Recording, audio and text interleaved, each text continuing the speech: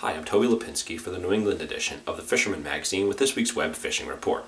We added some great new content to the fisherman.com this week for both your reading and viewing pleasure. First up is a companion video by Mike Laptu that goes along with this article, which appears in the January issue of the magazine that takes a look at the underwater view at fish behaviors.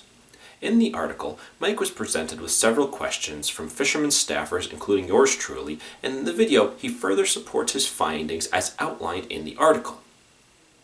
Next up is a piece by New Jersey editor Chris Lito, which digs into an extremely important aspect of the pursuit of ice fishing, the on-ice meal. In his article, he discusses the planning as well as the actual preparation of the food for a truly well-rounded and enjoyable day on the ice.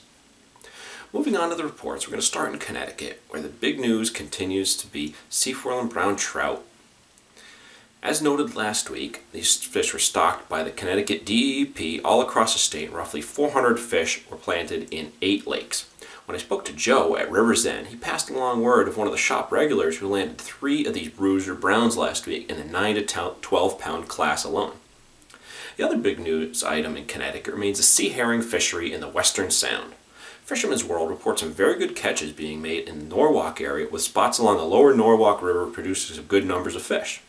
Fisherman's World has plenty of Sabiki rigs in stock, as well as local knowledge on where to target these fish, so be sure to stop by if you're in the area. Over in Rhode Island, the cod bite off block remains a hot topic of discussion, both in-state as well as all across New England, as anglers travel from out of state to get in on the fishery. Captain Chris of the Island Current reports most trips have been targeting sea bass closer to the island, followed by a run out to Coxes to top off the cod catch. There's still a lot of bait on the grounds, and the boats have been seeing a range of cod from small shorts on up to hefty 30-pound fish. Then up in Massachusetts, once again the primary topic of discussion this week was trout. Found with Bait and Tackle reports some excellent brown trout action all across the Cape. Also of note, Christian reports that some good-sized smallmouth bass are being caught by kayak anglers fishing some of the deeper lakes of the Cape with drop shot rigs. For all the talk we hear of trout on the Cape, the tremendous smallie fishing is often overlooked.